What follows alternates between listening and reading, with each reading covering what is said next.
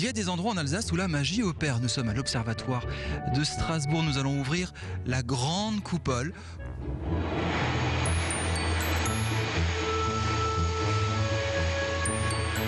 Et partir à la rencontre de Caroline Beuglin. Chaque mercredi, elle a des idées pour égayer votre vie de famille, la rebooster. Et justement, on va mettre la tête dans les étoiles, Caroline, devant cette lunette astronomique de 1880. Salut, ça va? Coucou Tanguy, on est effectivement à l'Observatoire, juste à côté, le planétarium. La responsable du planétarium est avec nous, Mylène, et tous les jours, 2 fois par jour, vous pouvez venir ici avec vos enfants au planétarium pour découvrir le ciel de saison et faire la visite de cette coupole de l'Observatoire. Le planétarium a 30 ans, moi je me souviens, je venais ici toute petite. Il n'a pas bougé.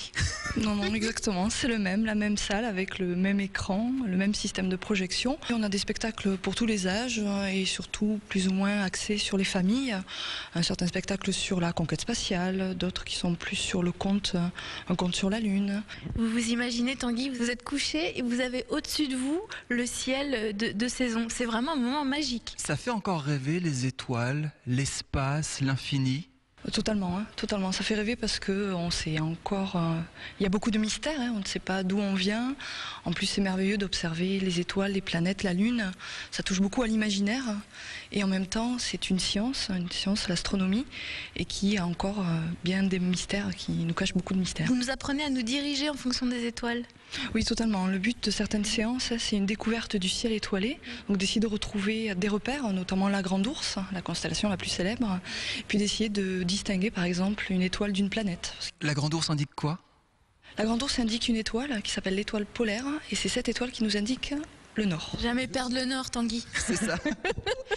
Est-ce que les Alsaciens ont de la chance d'avoir ce planétarium, cet observatoire ici? C'est rare? Oui, c'est assez rare d'avoir surtout un planétarium dans un observatoire. Et cette combinaison entre la science en train de se faire, puisque autour de nous il y a des bureaux avec des chercheurs, des astronomes qui étudient le ciel. Qui trouvent des planètes, des étoiles. Des planètes, des étoiles, des galaxies, qui essayent de comprendre comment fonctionne l'univers.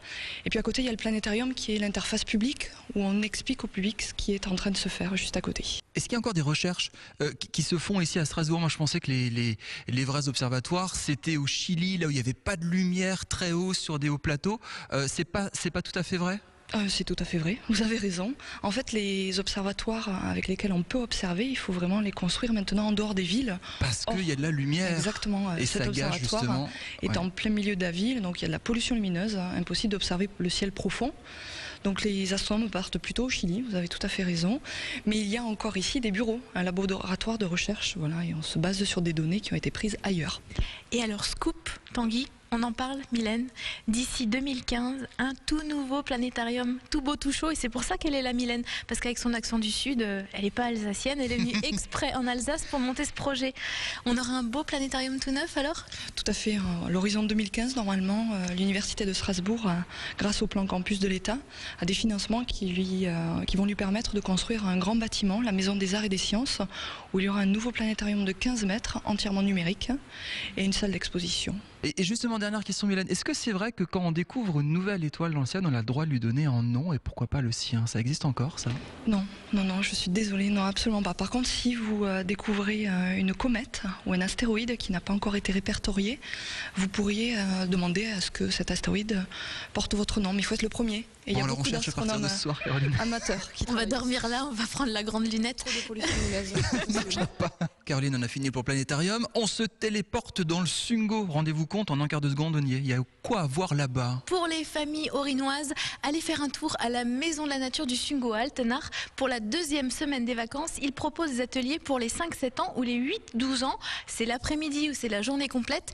Et ils partiront à la recherche des couleurs de la nature. Le blanc, le gris, le noir prédominent, mais derrière ces couleurs se cache du rouge, du jaune et du vert. La Maison de la Nature dans le Sungo, c'est peut-être un endroit qu'on ira voir bientôt, Tanguy. Merci beaucoup, Caroline. Merci beaucoup, Mylène. Caro, petite devinette, comment on dit homme de l'espace pour l'Amérique? Alors ça? Astronaute? Ah, astronaute. En Union soviétique, on disait comment? Ah, cosmonaute. Bravo. Et en Chine? Ah, je ne sais pas. Ils sont allés dans l'espace? Ils sont partis dans l'espace et ça s'appelle des taïkonautes. À découvrir ici au planétarium de Strasbourg.